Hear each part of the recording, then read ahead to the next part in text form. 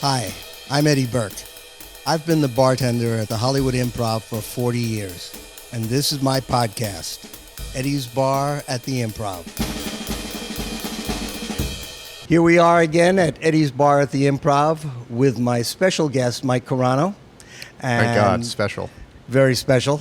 Mike has got a history. He's worked with the Improv for over 25 years. 30 years. 30 years, yeah. Wow. And almost catching up to me in various capacities in San Diego as a GM and other things. And as the resident photographer for quite a few years, you can probably still see all of his pictures at our club and the other clubs around the country. I believe so. And until they rip them all down to cleanse themselves of my existence. That they will never do. How did you get started at the Improv down there? I didn't have a job, obviously. I sold my car to the manager of the Improv in San Diego, Paul Messier, my 76 Cadillac Eldorado. Clearly I'm Italian. Little one. And he bought it, and then I went back a week later to ask for a job, and the first thing he told me was the engine blew up. And I still just sat there, like, instead of just turning around and walking out, I went, well, can I have a job? And he brought me in the office.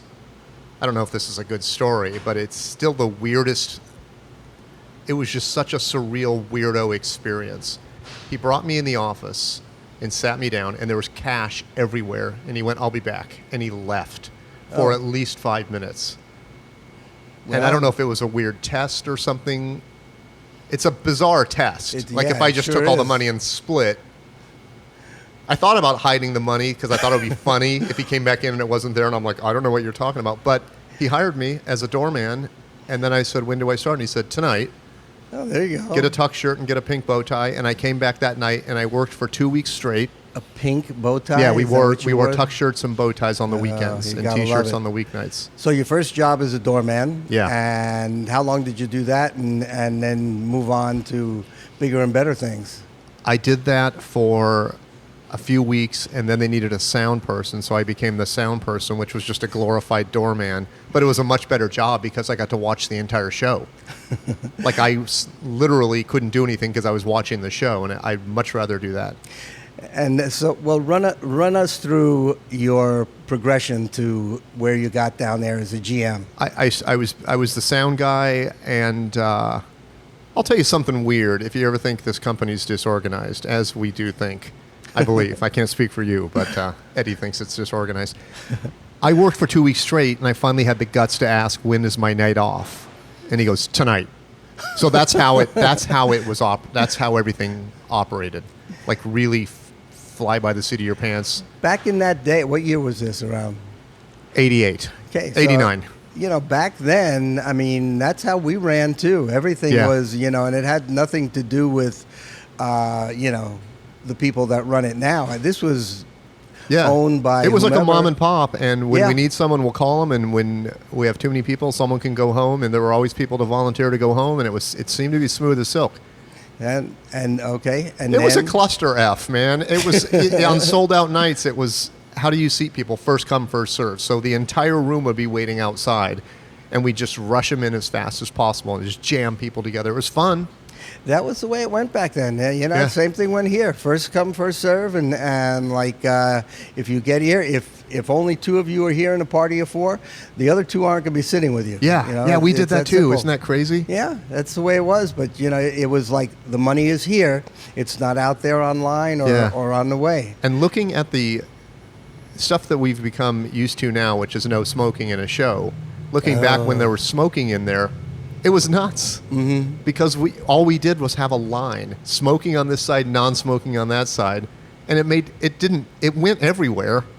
It was just nuts. Right. I know. Well, I don't think we had a dividing line or a sides to non-smoking area or whatever, but the whole place used to be filled with smoke. The funny part here was, we had the restaurant when it became illegal to smoke in a restaurant. Yeah. The bar, this is what, a 30 by 30 foot room? Yeah, exactly. You're not going to smell the smoke? Yeah. There it is. Yeah. So go ahead.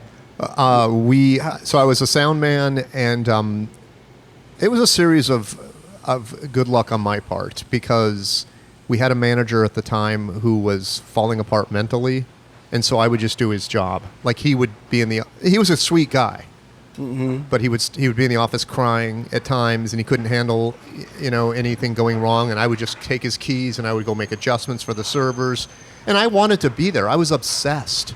I was obsessed with comedy. I was obsessed with how somebody stands on stage and entertains an audience without a band. Like, I was mesmerized by it. Absolutely. At the first show was David Spade and Jerry Seinfeld. Oh, and we God. didn't have that for one night. It was Tuesday, Wednesday, Thursday, Friday, Saturday, Sunday. And I was like, this is the greatest place ever. Wow. And it was just one of those things where I was fascinated by it. But I started doing like manager work just on my own, and I would come in during the day and just clean stuff and sweep because I had nothing else to do with my life. And I wanted to be there. And I would just come in and sweep the sidewalk, come in and clean tables and stuff and just hang out.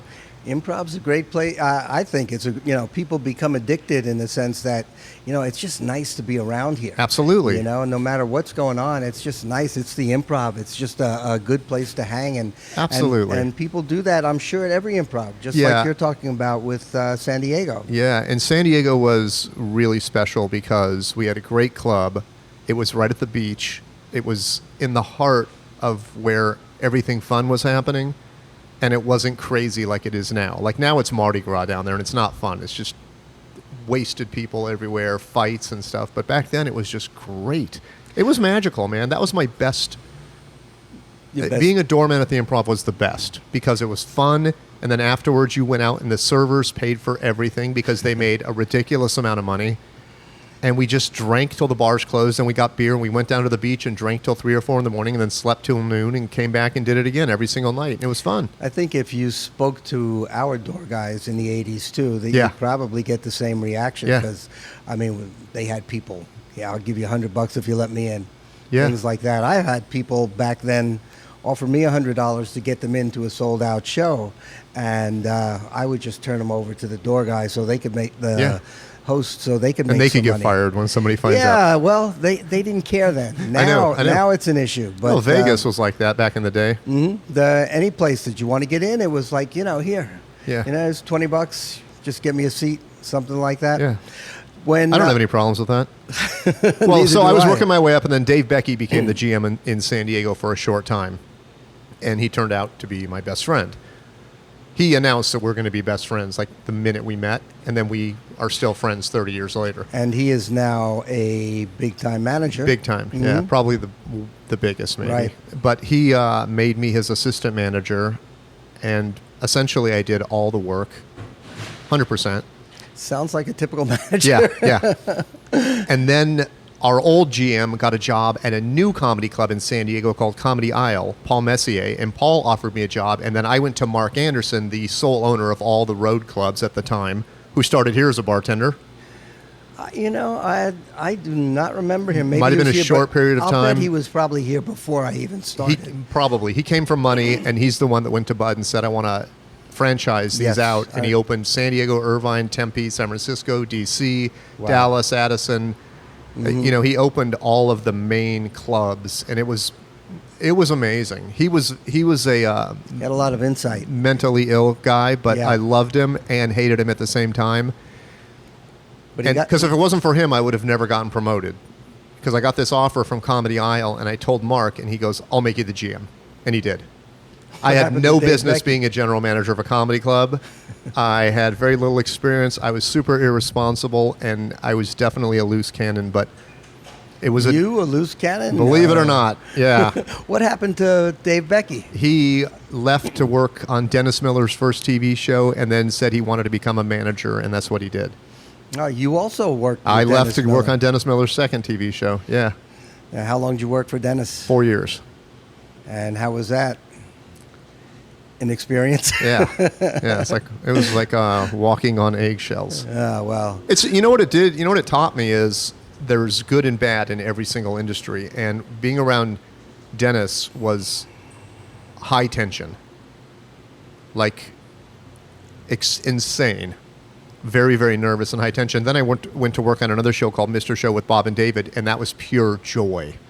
So 2 shows on the same network dramatically different experiences. One, you were just waiting for the host to come and go, and once he left, it was like, oh, we can breathe again. And the other one was just pure love and pure joy and fun, and you looked forward to it. That's the difference in show business, I guess, with everything. So it's just the way it goes, unfortunately. Yeah. And it's just out there. You know, somebody like, I don't know Dennis Miller really at all, but somebody like him who's so well known, and you end up working for him at the beginning, you go like, wow. That's exactly what it was. Job. Yeah. What more can I ask for? It was, you know what? I've had a lot of people tell me that once I do this, you're going to get this, and once I do that, you're going to do this. And obviously, I've worked for my friends a lot. You know, I've done stuff for Judd Apatow and done stuff for these other guys that I'm friends with. But Dennis was the first person. I think I flew to Tempe. I had a new assistant at the time, and he goes, I bought us tickets to go to Tempe and see Dennis Miller. And I went, I can't go to Tempe on my night off. My girlfriend's going to kill me, because I was at the club 7 nights a week. Every time we went out, I went, can we just stop at the club? And she went, no, you're going to sit there for 3 hours. Because I was obsessed with it. We flew to Tempe to see Dennis. We were in the lobby. He was telling me some of the jokes that he's going to, and we were just bouncing things off each other. And then he went, do you want to come to LA and start a TV show with me? And I went, yeah. And I thought, nothing of it, man. And I'm sitting at home with my girlfriend eating, and the phone rings, and she goes, it's Dennis Miller. And I was like, who? Of course I thought it was Todd Glass. Right. Because Todd would call me all the time and pretend like he was somebody else. And Dennis goes, hey, you serious, man? You want to start a TV show with me? I went, yeah. And he goes, all right, come to LA Monday and meet with the executive producer. And that was it. And I quit and moved up to LA. What'd you do for him, really? I was a production coordinator in the beginning. He told me flat out, he goes, I'm going to start you in the middle. You can go up or you can go down. And then I wanted to do the graphics on the show. And Dennis fought for me to do that. I will give him that. He was very honest, not easy to get along with, not a pleasant person, but extremely truthful. And HBO said no way to me doing the set graphics because I had no experience. And they were right.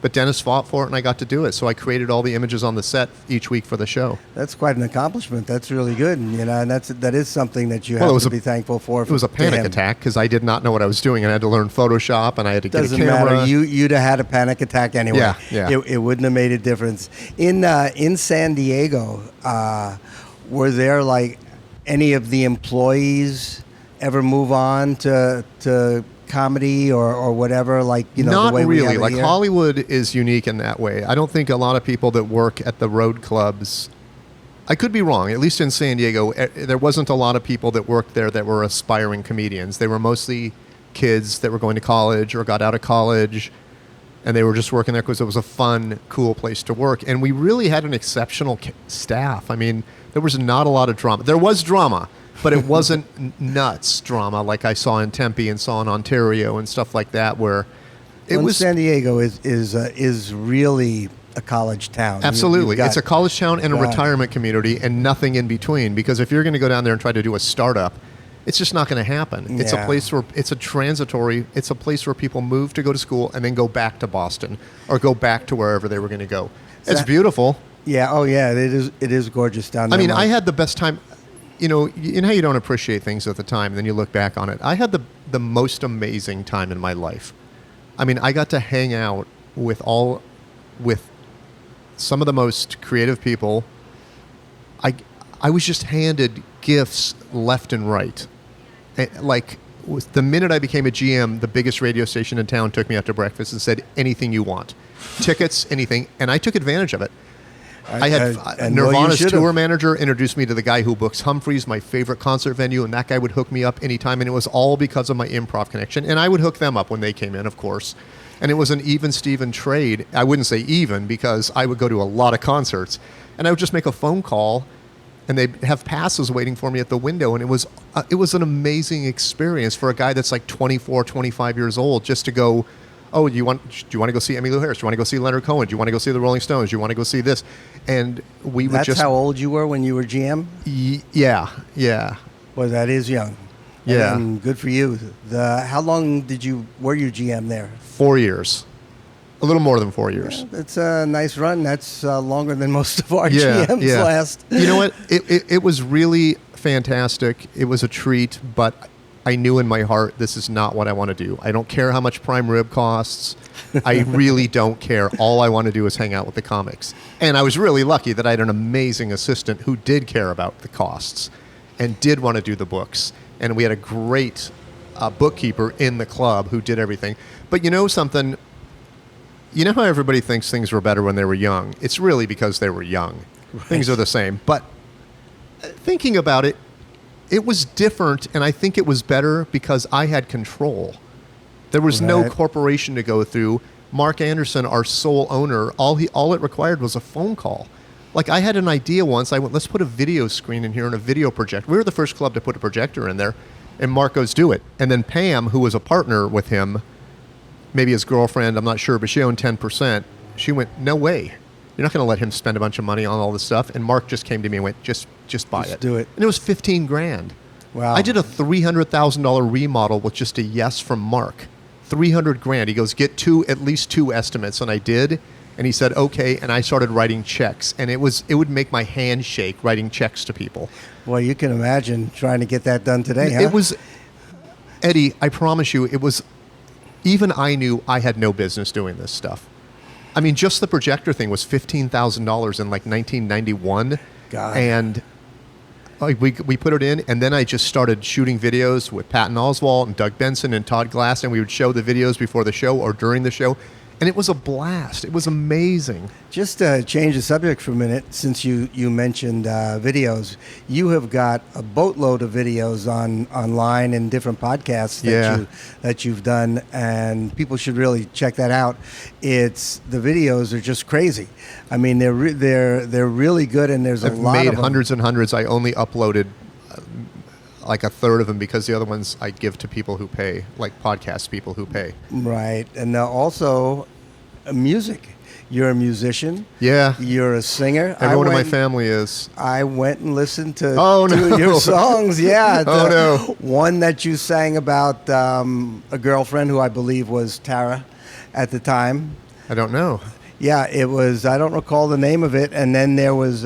we had some, I say we, because my sister was a professional drummer and she would play drums on the stuff I recorded in studios. We had a couple of songs, one song in particular that did pretty well. And then I just kind of... gravitated away. You know how sometimes you start getting attention and you freak out? And I would just be like, okay, I got to hide now and get rid of all this evidence. Well, the other song I listened to was one and these were just you. I've got 100 songs.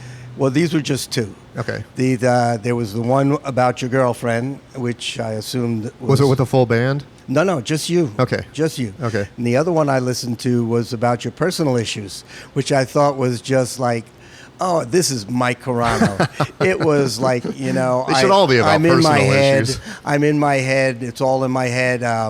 You know, I'm getting anxiety over this thing. It's like, it's you. Yeah. You know, this Hopefully they are. Hopefully that. Are you still doing those? Making those? Yeah, out there? I'm doing the soundtrack for a documentary that I'm working on right now, slowly but surely, baby stepping towards the finish line. Which I don't know when that's going to be. I've been working on it for a year and a half, but I did the opening song and the closing song already. Do you want to mention that documentary or the no?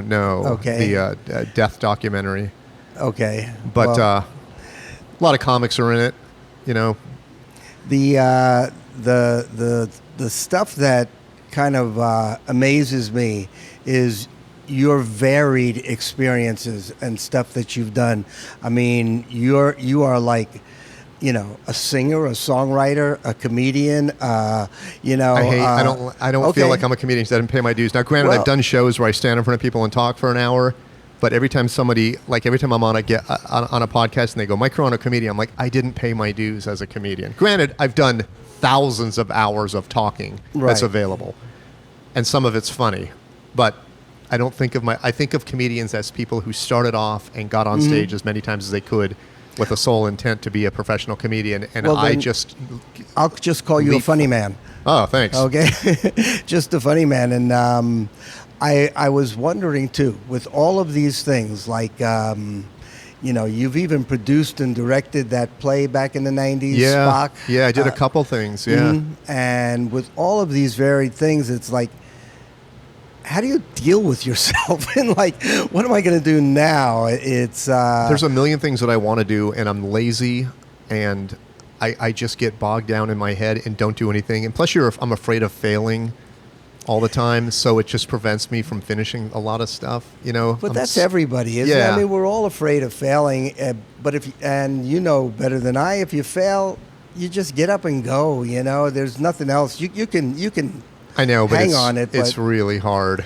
Yeah. Like it's like living in fear is difficult, and I do a lot of living in fear. I do.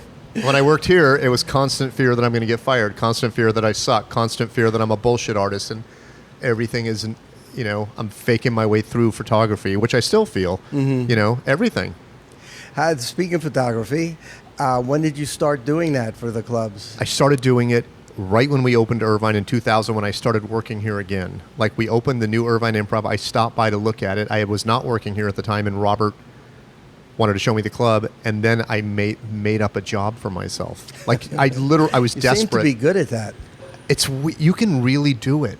Like, it's amazing when you think about it. Like, I don't look back on it like that, but when I walked in the new Irvine Improv, and I saw these giant poster cabinets, and I said, what are you going to do with those? And he goes, I don't know, like posters or upcoming events. And I went, I can do that, which I didn't. I couldn't. I had no idea how to do it. And he goes, well, you look into it. And I ended up buying a printer, a $10,000 printer, with improv money. Of course. Setting up an office in Brea, and I just started making the posters for the Improv. And probably 6 weeks went by, and I went, can I get paid? And Robert goes, you've been getting paid the whole time. And I went, no, I haven't. And then Tony Baldino, our old CEO, brought me in the office and told the GM at the Irvine Improv to write me a check. And then I just started getting paid every week, and it was just a job. It's interesting about creating your own job, because you just made me think about an experience that I had way back in the day. There's Paul Rodriguez did a movie called A Million to One. Mm-hmm. And back then I knew Paul pretty well. And I went and spoke with him at his office, I don't know, Century City at that time. And he was talking to me like being in the movie, which I wanted to be. And he said, go home and write yourself a part. And let me see what you get. I am not a writer, You know plenty of people, though. You could have hired somebody. I know. No, but what I did was, and it was interesting, I was kind of proud of myself. I wrote three little bits about going into this mansion. Paul Rodriguez was playing a guy who I guess just got into a lot of money, but he was a Mexican guy amongst whatever. And I come in drunk with a couple of women on my arms and hand him the keys. The car's out front, park it. And which was one little thing I wrote, which went over well. That's great. The other thing was almost along the same vein, but he's walking with a glass of champagne, and I just take it and go, thank you, And it was interesting because it was basically, go, yeah. I'm going to put you in a movie, go do what, come up with your own stuff. Yeah. Sometimes people do that. And I have a question for you about Paul Rodriguez, because I don't know him. I mean, I've met him a bunch of times and I've photographed him a few times, but I heard a story about him. Not to bring this to a new low, this podcast, but this always stuck with me and I need to confirm it. I'll ask him next time I see him. I just didn't have the guts the last couple of times. But I heard a story from a producer at The Tonight Show who said Paul was a guest, and there was an actress on there as well when they would just leave the guests out there on the couch. Right. And the actress looked at Paul and said, I don't have a date for the Oscars or the Emmys. And then Johnny said, well, if you're looking for a gardener, I've got a guy for you. And Paul Rodriguez looked at Johnny and said, fuck you, Johnny Carson, and walked off. Oh, Jesus. No, I do not. No, I can't verify I'd that like to all. know if that's a real thing or not. Because well, if somebody hears that and knows about that would be an interesting thing. You can, they can email me at eddiesbar@improv.com. I should have asked him the last couple times I've seen him. Yeah, I haven't seen him in quite a while, but I know he's still out there punching and doing well. I photographed him probably 2 years ago. Yeah. He's still working and stuff. I think it was in Oxnard. So when you started doing the photography, because that to me I mean, I love your work. Thank you. Thank Thank it's you very all much. hanging on our walls. It's fun, man. I like doing it. Do you have favorite guys that you like shot, or I don't want the favorite's the wrong word, but guys that were a lot. Well, there's more people that are interesting? easier to photograph than Yeah. other people, and they're normally like seasoned showbiz vets that know how to pose. Right. And I don't mean pose, but there's people you can't take a good picture of because they're very expressionistic, and every picture, even if it's someone who's beautiful or really attractive, a man, sometimes they're if they contort too much, they just never look cool. It's Yeah. so hard to make a comic look cool. But there's other people where they look good. They know how to stand in front of an audience, and they're aware that they're being photographed, and those are easy. Right. They're just natural. Yeah, but I mean, there's other people that I just can't get a good picture of that I'm happy with. I'm sure, there's decent pictures, but I love, I always love taking pictures of Sarah, and Sure. I love. There's She a always bunch of comes people. out well. Yeah. There's no matter what, you're Yeah. like, oh my God, there's Sarah Silver. Yeah. She's beautiful. Right. So that's not going to come And out. she'll do things for me, like where if she sees me, she'll stare right at the camera and hold just to get something, and it's always cool, man. It's always good. Who was the first comedian that you First person, photographed? 2000, we opened the Irvine Improv. I think a week into that club being open, it was a week of soft openings. We had Ray Romano and Kevin James coming down for one night, Oh God. and Tony Baldino, one of our old bosses, said, "If you have a camera, you should bring it." And I went, "I'll look." And I found a camera and I brought it, and the pictures were terrible, and they continued to be terrible for years. But I'm bringing a camera every time I'm in here. And it was fun, and it gave me something to do other than just print promo posters and stuff like that. And I became sort of obsessed with it. I started getting into photography and reading about it, and I didn't think I was doing anything special. I just thought, this gives me purpose to be here instead of just standing at the bar drinking martinis. And it was fun, and then I was excited when there were new people coming in, and then there was exceptional shows. If it was something special, I'm like, oh, this is going to be cool. I get to document this. Well, you're like the whatever the word is, archivist of the history. Sort of, at least all that the period. comedians. Yeah. I still regret not taking pictures those first 7 years because I could have gotten Adam Sandler before he was famous, because he worked in San Diego. I got to book my own shows, especially on Monday nights. And it was always Adam Sandler, Judd Apatow, Todd Glass, Peter Galkey, Dana Gould, Bob Nickman. It was always my friends. Right. And rotating for years and years and years. And I just think about how come I didn't take out a camera then? It just didn't occur to me. Yeah. Well, not a bunch of shabby friends to have either in the comedy world. Well, I mean, yeah, but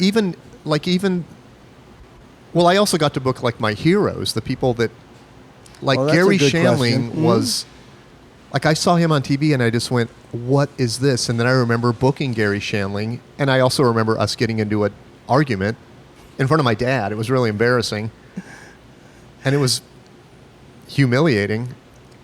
And then a few minutes later, I went, oh my God, that's Gary Shandling on stage.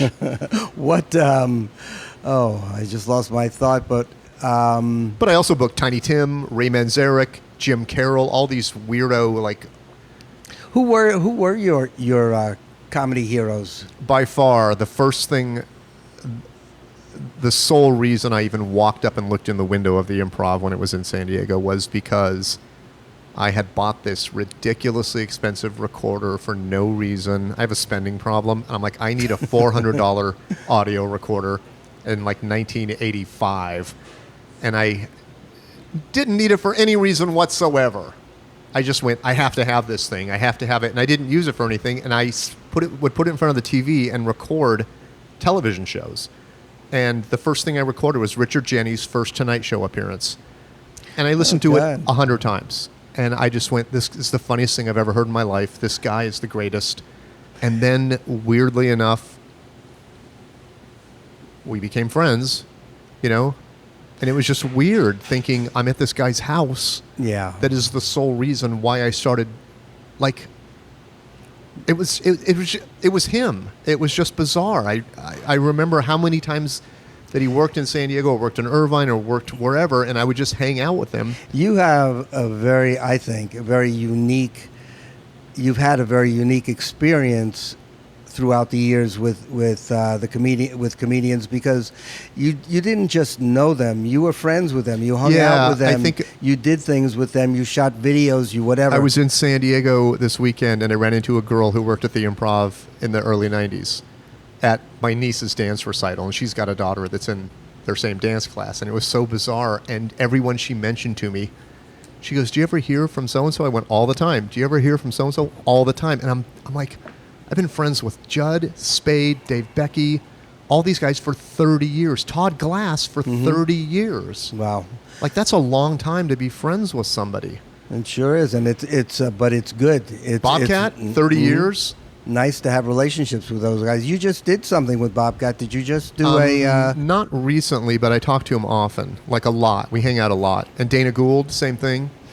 What, you had your personal podcast. Yeah. You do that with Paul? No, I have two podcasts. I have the After Disaster, which I do with my friend Anderson and my friend Tyler. And that started after the radio show Loveline. We were a follow-up show to Loveline, and we were live. And we were supposed to discuss what happened on Loveline, and we never did. And it's truly a mess, but it's popular.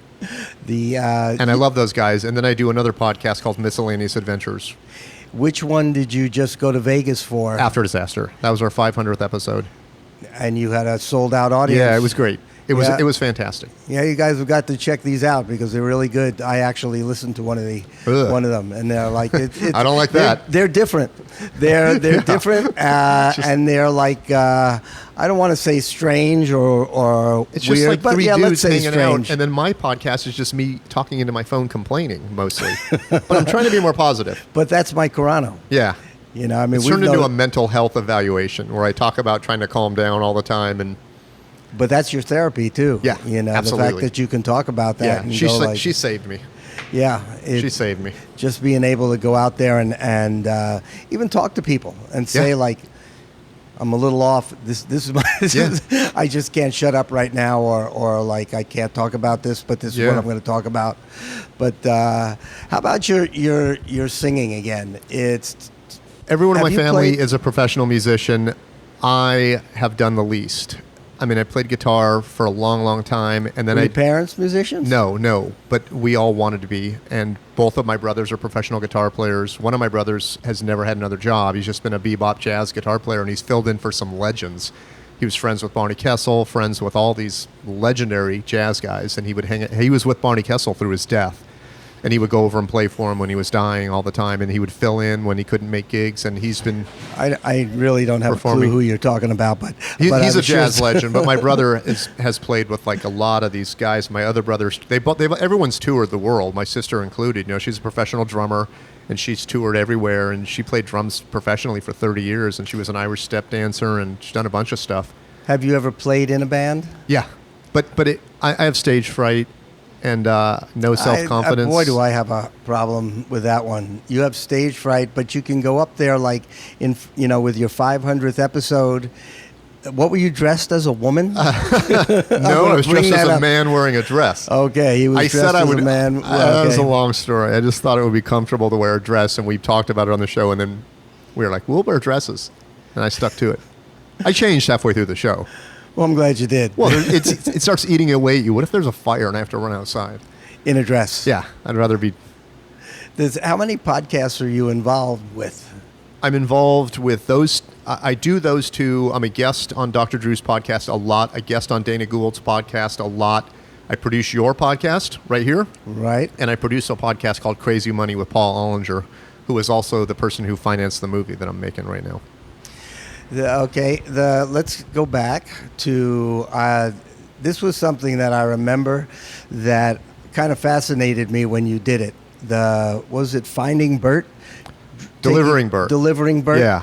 You took a cutout? No, it was I collect 70s memorabilia, and my entire living room is the bridge of the U.S. Enterprise. Not photos. I have three captain's chairs. And I have the entire backdrop, and I have the console that Sulu and Chekhov sat at. Is that what you used in the Spock thing? Yes. Yeah. And I would just buy everything. Clearly, I was overpaid and mentally ill. Never. But I have swords, I have lightsabers, I have all the movie posters from my childhood. And I was just obsessed with the 70s. And two of my closest friends are more obsessed with the 70s than I am. And throughout their life, they've collected probably 1,500 pieces of Burt Reynolds memorabilia. Like, they are over the top. They have without a doubt, the world's biggest collection of Burt Reynolds stuff. They have anything and everything that ever had Burt's name on it. And there's a lot of stuff with Burt's name on it. So one day I get a call and they said, "What are you doing on Saturday?" And I went, "I don't know." And he went, "You're going to the auction in Buena Park for the Wax Museum and you're going to buy us the Burt Reynolds doll, 6-foot statue of Burt Reynolds." And I'm like, "Yes, I am." And I went down for 2 previews. I got kicked out both times. Went back for the auction with $700 in my pocket thinking that's what it's going to go for. Got blown out of the water immediately. Got in line to get my money back. Happened to be in line behind the woman who bought it. Introduced myself. She walked away, came back, handed me her phone, said someone wants to say hi, and it was Burt. And I went, "What are you going to do with that statue?" And he goes, "It's going to Florida State University." And I just blurted out of my mouth. Wait, that was Burt Reynolds? Yeah. Oh. I talked to Burt for a couple of minutes. Don't remember what we talked about. I was too excited, thinking I can't wait to hang up so I can call Matt and go, "I just talked to Burt." And I said, "My friends and I will drive it to Florida for free." And he goes, "Well, we'll be in touch." And that led to the most tense week of my entire life, waiting for them to be in touch. Got a call from his lawyer almost a week later, and he knew me from Dennis Miller's TV show. And he goes, "Small world, buddy." And we lied and lied and lied. Said we had a production crew, said we had cases to put everything in, and we are going to safely drive that bird across the country. And we did. Not safely. We took it out. We took it into bars. Within 20 minutes of having it, we took it to TGI Fridays for lunch, put his head right on the table, and we had the world's greatest road trip with a 6-foot-tall statue of Burt Reynolds. And we delivered it to Florida State University to zero fanfare. And it was a crushing, heartbreaking ending, but it was a lovely, wonderful road trip. And then I got yelled at by Burt's girlfriend because I got the wrong Burt Reynolds statue. Even though she got it. Oh, my God. So this is never ending. That was like 10 years ago. But we're still looking for the Deliverance Burt statue. Oh, and nobody knows what happened to it? We have an idea. We already know what happened to ours is one of Burt's friends went to the university and took it, and then he died. So it's in Florida somewhere. But hey, but you know, while you were doing it, you thought that's what it was, so the feeling had to be great. It was unbelievable. It was unbelievable. It was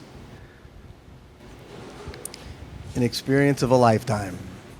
It was a series of coincidences that cannot be duplicated in life ever again. We're in Tombstone at 9 in the morning, and we're drinking in a bar with the wax Burt Reynolds, and a guy happens to be walking by, and he freaks out, and he goes, "My friend thinks he is Burt Reynolds. You need to meet him right now." We get in our stupid minivan that's painted Delivering Burt, eastbound and down, all over the sides, 3 adult men, and we literally 4-wheel drove out into the desert to meet this guy who thinks he's Burt Reynolds. He has a Trans Am. His wife dresses up like Sally Fields. He had the mustache and the hat, and he came riding up on a horse, and he was giddy. That stuff happened over and over and over and over. It was unbelievable. We're in a barbecue restaurant in the middle of Texas, and they're like, "What are you doing?" We're like, "We're driving a Burt Reynolds statue." And the woman goes, "If you go down this road about 15 miles, you might meet some people that know stuff about Burt Reynolds." And we did, and we ended up in this little town called Hallettsville. People came pouring out of the businesses to talk to us about when Burt Reynolds was there filming Best Little Whorehouse in Texas. Some guy took us to his coffee shop, which was closed, goes in there and starts rifling through all these filthy shelves covered in dust, and he found Polaroids of Burt walking down the street. It was nonstop. That entire trip was everywhere we went, somebody wanted to talk to us about Burt Reynolds. Did you happen to shoot this? Yeah. Oh, yeah. You did? Sloppily shot it on borrowed video cameras. All we did, we left with credit cards and video cameras and a map. We had no idea where we were going, what we were doing. Did you have you It's ever on put YouTube. It together? Yeah, it's called Delivering Burt. Oh, okay. I'm anxious to see that. I think that it's really fun. It's either the world's shittiest movie or the world's best home movie. Either way, there's got to be a niche for it in the sense that, you know, there's a lot of Burt Reynolds fans out there that would probably just love to see this. It was one of those experiences that at the time, again, I didn't appreciate. Looking back on it, very fondly. How many videos do you think you've shot? For me? Yeah. 400. Wow. But there's only like 60 or 70 online. I mean, again, I shoot videos. There's only 60 or 70 No, but online. I shoot videos for my podcast people. Like yesterday, I uploaded 35 minutes at the Peterson Auto Museum. I shoot them for people that pay for the podcast all the time. And and I'm going to change the subject again. Another thing that I don't know if it was a fetish you had or what, or still do, Disneyland. Yeah. I have never met anybody, an adult especially, that went to Disneyland as much as you did. Every time I saw you, I was at Disneyland this afternoon. I went 4 days a week for years and years and years and years. For what purpose? You just loved Here's it? the thing.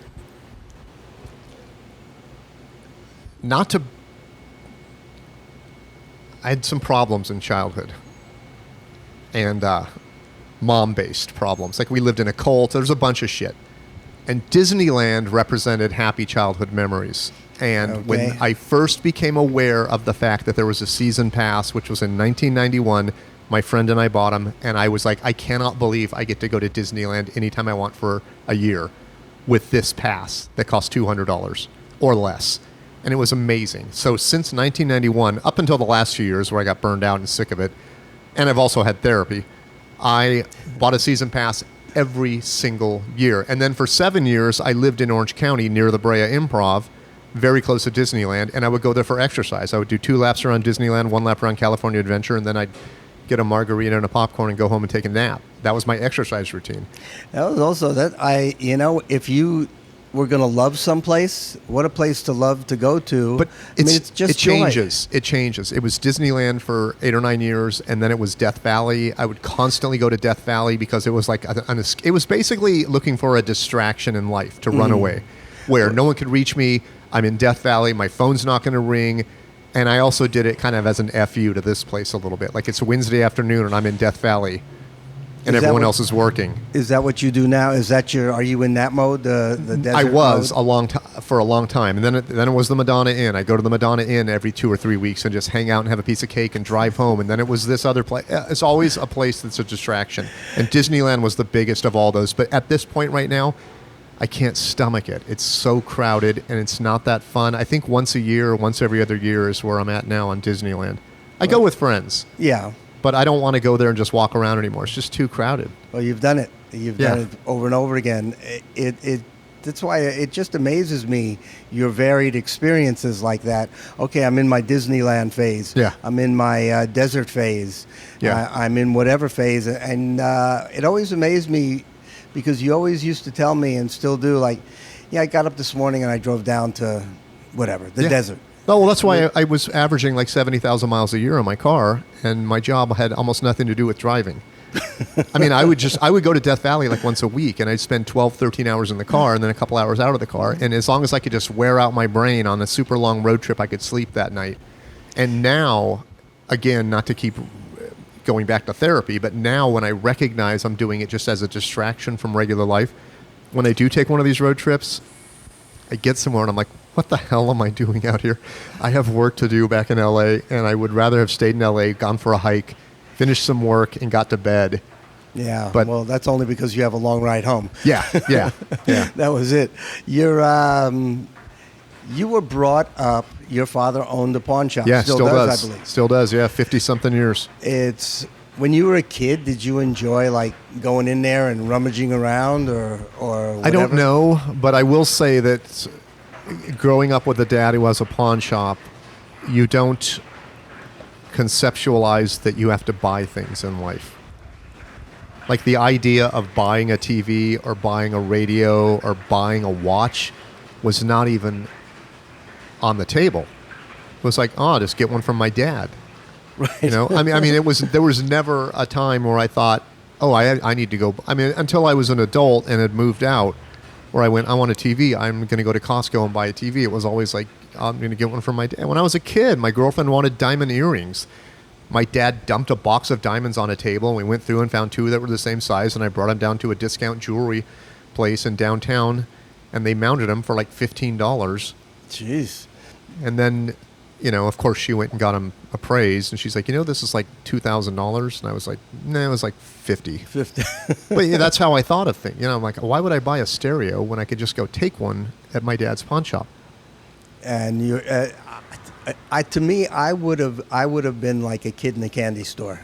Well, With the that thing type is, of it's thing. mostly loans on gold and diamonds. So it's little ticket items. Granted, we went through a barrage of guitars that no one should be privy to. We were very, very spoiled because both of my brothers are guitar players, and we went through hundreds and hundreds of vintage and classic guitars. Was your mother part of that? No, No. she's not part of much. Okay. She's very mentally ill. Oh, sorry. No, it's all right. It's because Was it your fault? No, hopefully not. So many things are. But you mentioned, since you mentioned it, you mentioned a cult. Yeah. Was the Bible something cult? Yeah, it was called The Bible Speaks. It was, it's just my mom just one day just put us in the car and said we're moving, and we just lived in one room in a military I'm sorry compound for in Lake laughing. Elsinore. I can just picture But she did a lot of stuff like that, Yeah. And when you're a kid, you're powerless and you're just filled with anger and pissed Yeah. off at the world and pissed off at her and stuff. And Yeah, and yet no matter what her issues were, she was doing the best she could with whatever she had. I've come to realize that, Yeah. sometimes people's best really sucks, but no one does less than the best. Right. I mean, really. Yep. You could be the worst parent ever, but you're still doing the best you can, Right. depending on what's in your broken, fucked up brain. I came to that realization years ago with my own parents. It was like, Yeah. you always curse out your parents to Yeah. yourself. It's like, why didn't they do this or why couldn't I do that? And then you realize as you get older, they did the best they could with what they had. Yeah. It's really it's so that bizarre, simple. the whole family dichotomy to me, because I could sit with a pretty girl who's chewing with her mouth open, wouldn't faze me. Someone in my family does it, I want to roundhouse kick them in the face. Yeah. It should be the opposite. But it isn't, and you're not the only one. I Yeah. think that's just the way it is worldwide. Everybody's reaction to their family is a lot worse than Yeah. to what other people do. And you know what? Speaking of family, that was part of my attraction to this company, because there was something about it. There's something dark about this, and it could be that there's a lot of broken people that are involved in comedy. Most. Yes. And I was attracted to it, and I remember after a month at the Improv, first thing I proclaimed was, I'm out of here in 6 months, which was clearly,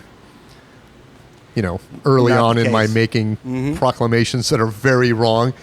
But I'm home. Like, everyone here is screwed up, and I don't know if I think it was mostly the comics, but the staff too at times. There's a reason why you're attracted to this place. I mean, this is not a normal place to be. no, it is- not in the least. A concoction of narcissism unlike any. Well, it is. It definitely is. When I started, my thought was, this is a 7-year plan. I had spent 7 years as a teacher in New Yeah. York. I came out here to be an actor. I said, I'll work this job for 7 years and see what happens, and hopefully I'll get successful as an actor. Unfortunately, I worked a lot. 33 more years later. Yeah, 33 more years later, and I was fortunate enough to work a lot, Yeah. but all smaller stuff, and I'm not regretful for any of it. And it But- led to this podcast. and it definitely did, and I think this is going to be a highlight. Yeah. Well, this is just- good. This is fun. Conversations are great. This is nice. I mean, Well, I don't think there's enough of that in this, especially since I have such a relationship with just about everybody Clearly, that's come through clearly. here. So it's fun to talk to people and then find out other things that you don't know about them, and then for them to find out things about me Yeah. that they don't know. Yeah. But it's this club is very much like you said. It's an addictive family. When you come in here, because I watch people that have worked here for only 2 or 3 months, and if they leave, quit, get fired, whatever, it's hard. Yeah. And they've only been here a few months. It's because it's the world of entertainment, it's the world of comedy. Everybody loves it. Yeah. There's nothing to love. I mean, nothing. which to is not why love. when there's changes, whether it be corporate or something, why it affects us so negatively. Yeah. Because you're disrupting, you're taking away our mom or something. You're really taking away this thing that we're clinging to, this dysfunction Well, that that's we're true. clinging to. It's like taking you out of your home Yeah. in a sense. It's like, you're used to it in a certain way, like this room Yeah. a certain way. I'll tell you, and- man, when I quit, that was not pleasant. Like Yeah. in my head for about 6 months, it was very much I screwed up. I left everything behind. I have nothing. I left my identity. Everything's gone. And it's, reality sets in eventually. You're like, Right. no, I didn't. I can still go back in there and hang out. And I don't want to, be in the role I was in before. But Right. it was really, really hard, man. That was not a joyful I- experience. I witnessed that with so many people who, like, let's say they will have worked here a year or two and they go like, I've had it, I'm gone. Yeah. Within a month, they're back trying to get their jobs back or hanging out. It's just a comfortable place to be. We try to make it comfortable for everybody. The people that work here, I mean, in their own way, they really love it.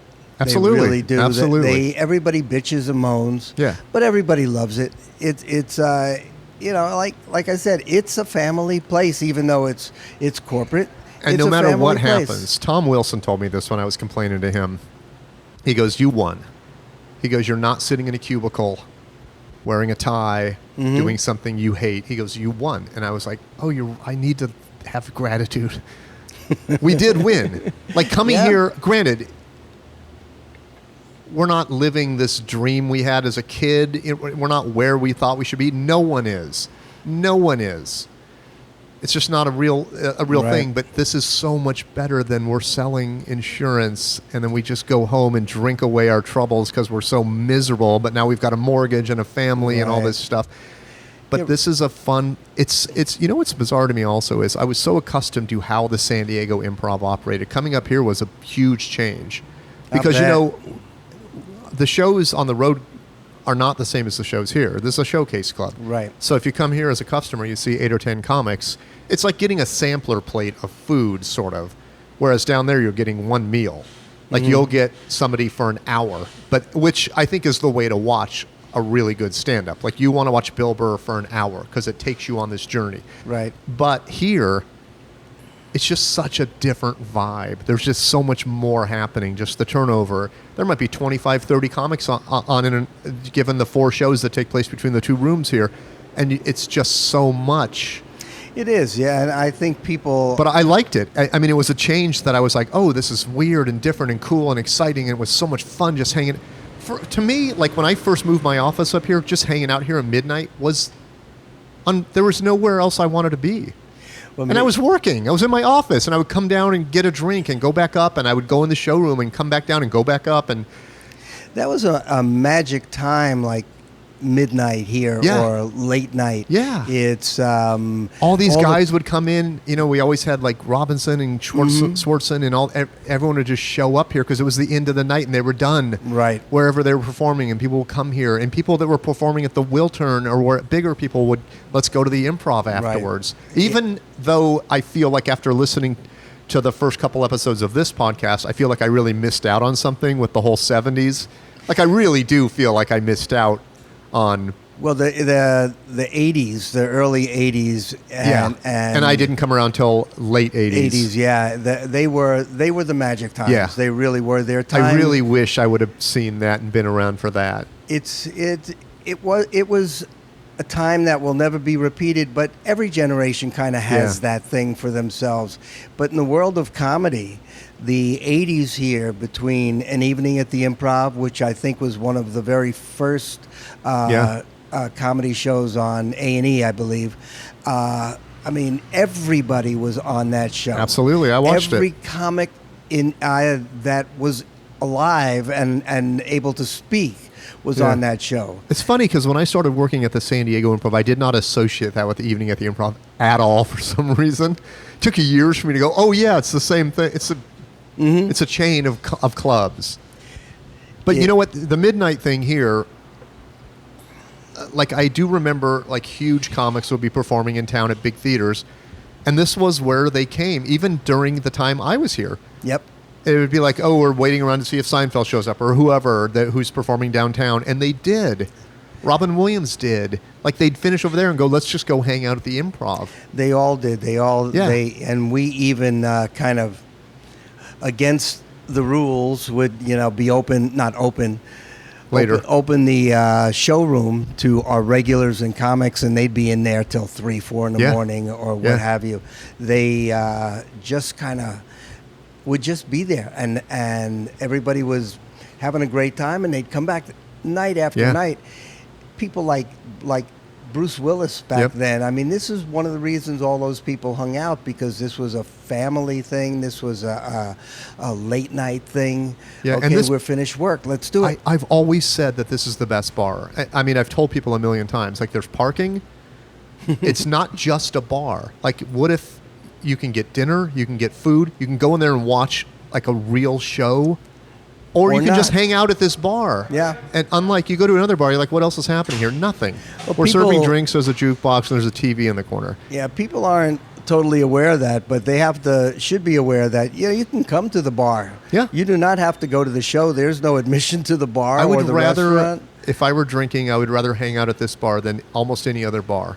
We had, back in the 80s, early 90s, we had such a group of people that would come in this bar that never stepped foot in the showroom. Not for any reason other than they're this just coming here because it's a comfortable place to hang out and stuff. This is where you saw Brad Pitt. This is where you saw Sam Shepard, Jessica Lange, Jamie Lee Curtis. Yep. Everybody, you saw them.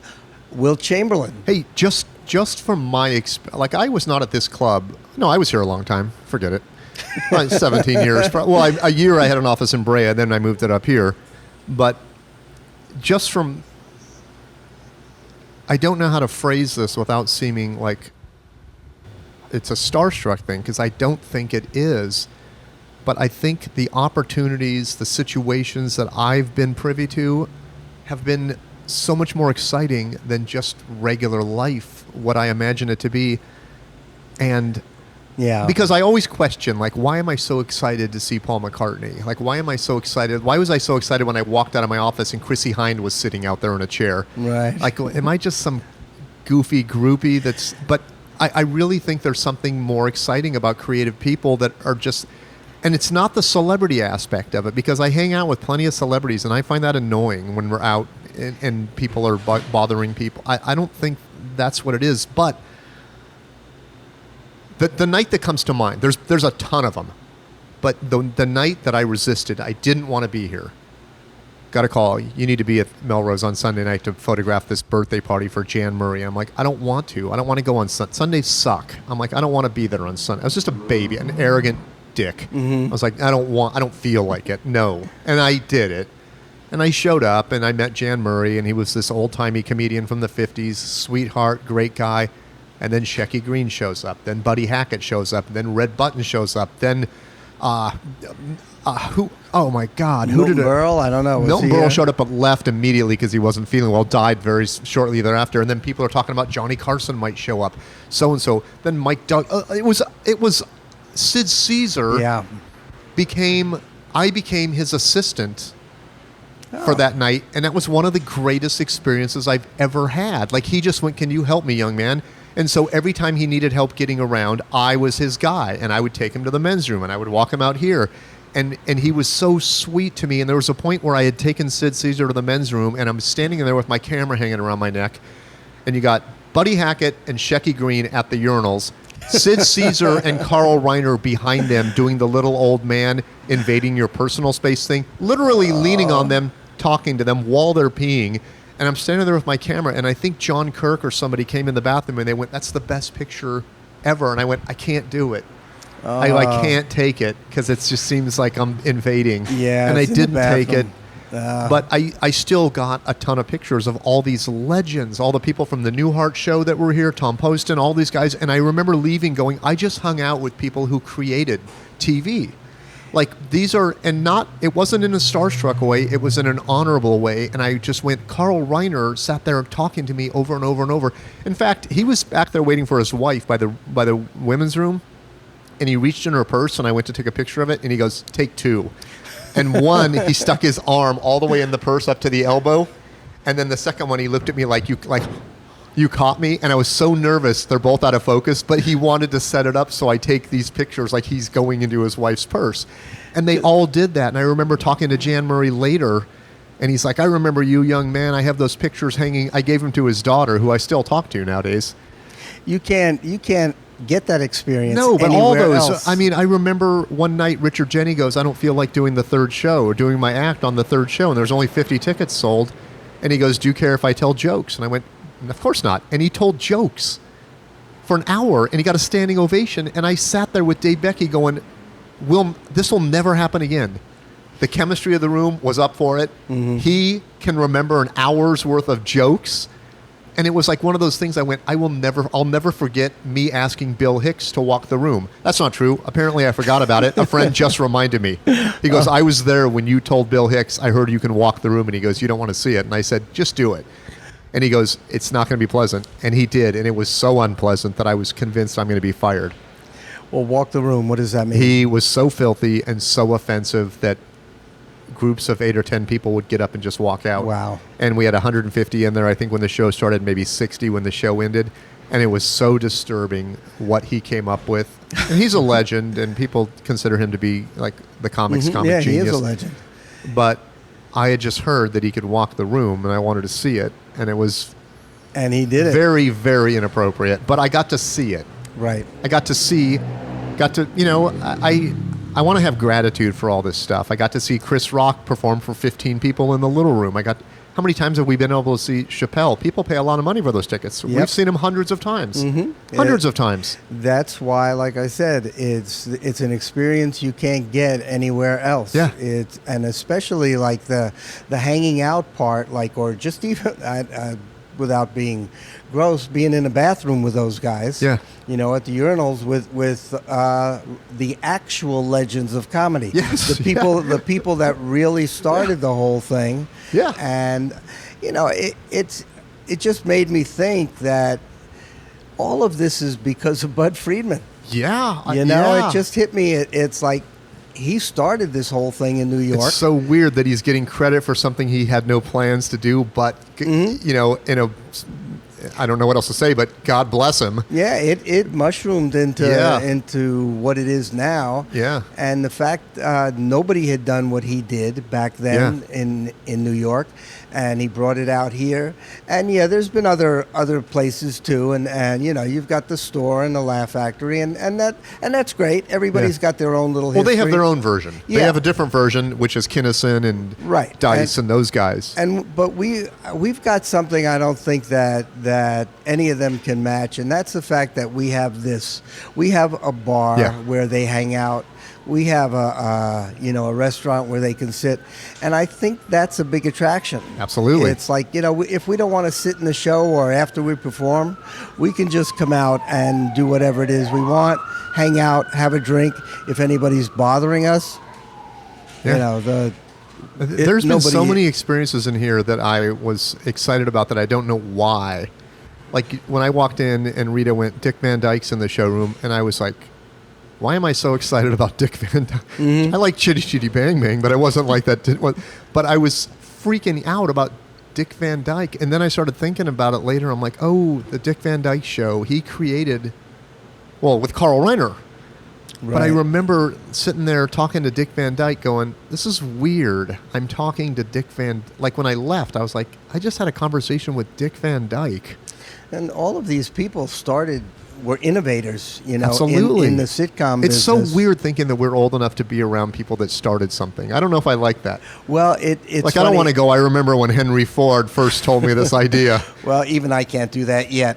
But when I think back, you know, getting older, you always go like, this sucks. Yeah. And it does. But one thing that I think I have is that I was around when all this started. Yes. And I'm still here. And I can remember all these people. Fortunately, too, my father was in show business.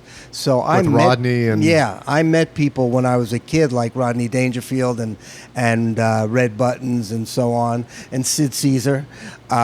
We spent summer together, not together, but in the Catskills. Part of the NAMLA program that I'll be editing out of this podcast. Right. But I find myself fortunate that I was around in the 60s, in the 70s, in the 80s, and even though it wasn't all here, believe it or not, it wasn't all here. But you know what's crazy is, and maybe this is my love of the things I grew up with, I think the 60s and the 70s was a pivotal time for everything good. Like, I know people go like, well, the 40s is when this happened, and then the telegraph was invented. But I mean, things got shaken up in the 60s and 70s, and this is free speech, this place. Yeah. And this is really the most free of free speech. Mm-hmm. Like, you're not going to get on stage and talk about the stuff people can talk about here anywhere else. You can't go into work and go, you can't do what Sarah, what anyone says on stage. That's not, you can't do that talk anywhere else. I've tried. It fails miserably. And you will try again, I know. But it's an interesting place, and it stemmed out of that. I know stand-up was around long before that, but the 60s is when everything got shaken up, and then the 70s is when we got to accept this. Right. The 60s is when people started really voicing and saying things that they felt and stopped holding on to whatever. You had Lenny Bruce, even the 50s, whatever. And the music and stuff, it was all it shaped everything. Yeah, it was just a whole different world, and But that's when this started. Yes. I mean, 63 is when this thing started, and then it really got cooking in the 70s. And this is all, again, Bud Friedman, and then when it came out here, Bud and his partner, Mark Lano. But all of this was stuff that, 60, 70 years ago, nobody even thought of. Not stand-up itself, but, I mean, in terms of a club. And now look at it. It's everywhere. Everybody's got, every bookstore has a little show or open mic or something. Yeah. However, that being said, there is still something uniquely special about this club. Mm-hmm. And I've been to all the road clubs. I've been to many, many other clubs. Now, I love those clubs for certain reasons. I don't hang out there like I used to, but I used to be in Irvine a lot and Brea a lot. I love them because of the staff, and I also opened those clubs, so I had a place in my heart for them. But it's not the same as this. There's still businesses that when Brea closes, there's like tumbleweed rolling across the state. It's closed. Right. Bye. There's no place to hang out. No one wants to hang out. It's you do your job, show's over, everyone applauds, and they split. Here, this is life happening, and it's conversations, and it's things, and interactions, and it's seeing people, and you get to catch up on all. How much of Hollywood has happened because of whatever happened in here? I mean, how many times did you go, I run into somebody, I remember you, let's have a meeting tomorrow, let's do that. Thousands. Yep. It's happened to me dozens of times where I run into somebody I haven't talked to in a long time, they're like, come by the office tomorrow. Right. And it happens all the time. We've had some of the biggest managers sit here and talk deals. Robin's managers, everybody, Larry, I can't. All of a sudden, I can't. Bresner, everybody, and David Steinberg, who were both Robin's managers, and Billy Crystal's manager. I mean, these guys would sit here and just kind of drink all night and get clients or whatever. This was the place. It still is. I still get the people from the other club. They'll bring the GMs and the assistant GMs here to see this, and they walk in here and they immediately have this feeling of awe. It's just and they've never been here before, but they've heard of it. And they know this is the place. Absolutely. This is the flagship. Absolutely. This is what started it all. And without this, it's nothing. But it's still the place to be. And people just keep on coming. And we want them to keep on coming. It's just a matter of everybody having a good time. And that's what they do, and that's what we do. I wish there was a way to capture that feeling that we're talking about, and I was going to say sell it, but I mean, I wish, because I wonder if you've never been here before and you come here, if it has a little bit of that magic to it, or if it's the time we've put in. We've sat at this bar hundreds and hundreds and hundreds of times. I think it is. I ask most comedians, like, what was your feeling the first time you stepped in here back in the day? Not so much now, because it's a different type of comedy out there and different kind of comedian, but back in the day when the first time you performed at the Improv, Yeah. you stepped foot on that stage, you had to earn your way on, and you finally did. And the reactions are very varied, obviously, but almost every single one of them is one of like kind of magic, Yeah. or Yeah. an awe. It's like, I imagine it's the wow. same way with the Apollo, and Oh. these theaters that have been around that have hosted the most The music, legendary mhm. people in soul music or whatever, and then you're performing there, even though it's not the same as what it once was. It's still the stage at the Apollo. It's still the stage at the Hollywood Improv. Yep. And I think people still are very much in awe of that. All the new comics that I talk to, all the open micers and all, their dream is to just step foot on that stage. Yeah. And it still has the magic, and it's still the place that everybody wants to come and perform. Because we're here, and we've been here, and this is where the catapult starts. Absolutely. Where everybody's career has taken off. And you know what? People don't want to. I don't know if people don't want to admit it or anything, but I've had this conversation with many comics. But this whole business is out of sight, out of mind. Mhm. You need to be around. Yeah. And there's a lot of people whose careers are on the down, not in a terrible way, but they don't want to hang out. You get older, you get a family, you don't want to hang out, and you need to hang out, man. And This I'm is the sorry to hard be part. that way, but it is really out of sight, out of mind, because there's comics that I forget about that I love, and when I see them, I'm like, oh my God, where have you been? They're like, I never get booked, and I'm like, you need to come around. I have a great story of my own experience with that, and that is a guy I used to play basketball with a bunch of years ago was a producer. And one day I just said to him, I said, like, look, do you have anything you can bring me in to read for? And he said, no, I don't at the moment, but don't be afraid to ask me every time you see me, because you're not the first thing I think about when I get up in the morning. Yeah. And that way, he was not being rude. No, he's right. He was He's telling right. me the way it is. He said, if you're not in front of me, then I'm Yep. sorry. Yep. I'm not thinking about you, so don't be afraid to You're remind me. absolutely right, and that's been a lesson I've seen played out in front of me many, many times, and I still haven't learned it completely. But you need to ask for what you want. Yes. And it's called networking too, But it's been forced on me, having the guts to ask for what you want, because there's times where I wanted something. Like, I think I wanted the GM position when I was an assistant manager, but I would have never asked. Mhm. And I got it, but it would have been easier if I let people know this is what I want. And I've Right. had people also, when I've promoted people, come to me and go, I want that job. And I'm like, you never said a thing. And they're like, well, I've been working here as a waitress, and I wanted to be that person. I'm like, you never said it. You had it. Right. I'm not thinking about you and your wants and your needs 24/7. You Yep. need to let people know. And granted, a lot of times people are going to go like, "Pfft." But if somebody Right. knows you want this, I then think you hit it right on the head. You have got to let people know what your goal is. it's or the same what you across wanna the do. board, man. How many times have I had a crush on somebody, never talked to her, or vice versa, or Mm-hmm. something, and I just go home going, I wish I would have said hi to that person. Yeah, what could have happened? You could I absolutely could be nothing. humiliated, Eddie. No, not if you're smart. If you know how to handle it, rather than being some kind of jerk. You talk to somebody, they don't want to talk to you. Okay, well that's fine. Yeah. But you said you're high. You said whatever at a bar and that sort of thing. Just know when to back off. Yeah. Don't be. I an just idiot. wish through my life I had more courage across all of this stuff we're talking about, because I think about every opportunity I had, and it was lucky.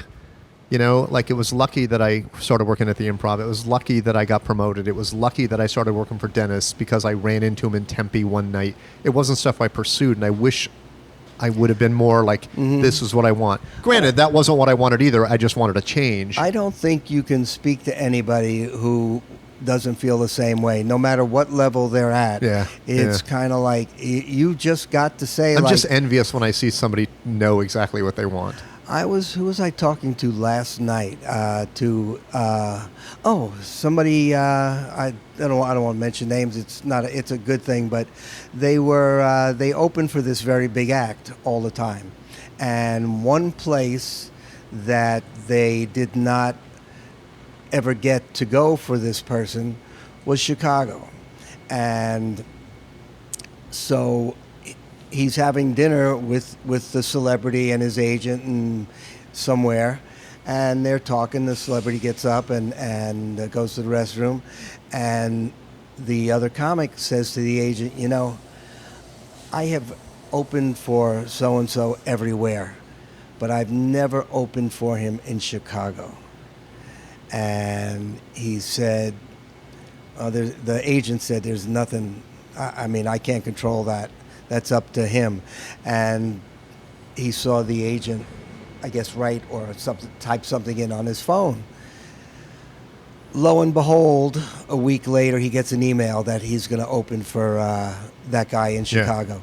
Yeah. And the comic said to me, he said, like, I, you know, as much as I've opened and as good of friends as we are, I'm never wanted to say anything about that. That's the one place I want to do. Oh, that's you know, yeah, it's of all the places that I've done with this person, it's a theater. It's in Chicago. He has a little roots there, nothing major, but it was just a goal of his to do that. And again, he said something finally. Got to ask, yeah. Yeah, and most of us, we don't say it. It's otherwise we're just dumb and dumb, and you sit where you are. Mike, thank you so much. Eddie, thank you. Thank you. God. Thank you for asking me to produce this podcast, because it's been a treat, and I needed the money and a lot of other stuff. Well, it's great. I hope we can go on and this will become a bigger and better thing. Guys, please subscribe and tell a friend. Tell a friend and go on iTunes and review it with a 5. And we're just going to keep on going until there's nobody left, that there's a little bit more than 3 or 4 of you watching. Or we die. Yeah, whichever comes last or first. Hi, this is Mike, the host of Eddie's Bar at the Improv. Unfortunately, yeah, Eddie's gone. Eddie succumbed. Oh, thank you very much. Thank you.